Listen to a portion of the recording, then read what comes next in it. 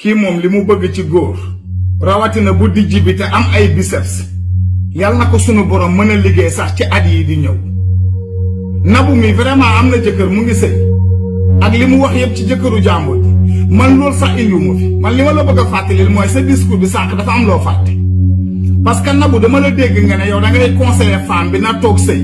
parce que jëkkëram am na ween waaw jëkkëram am na ay biceps waaw jëkkëram jantal na waaw jëkkëram am na xaalis waaw nga ne bu la doxaanoon midi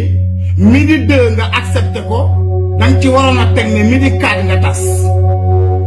Nabou fàtte xale fi xanaa du Nabou bi moo fi toogoon naan jëkkër bu la respecté wul tasal ñibbi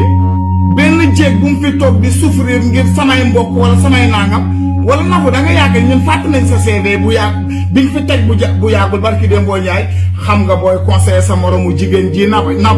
sa wax yi na cohérent waxal xale bu góor bii na respecté jabaram respecté ay doomam respecté jigéen nekkul ne xaalis ak ay biceps yow sa problème mu biceps ak ay ween ak xaalis moom nga am dama defe ne Nabou lii sa problème yow kii moom li mu bëgg ci góor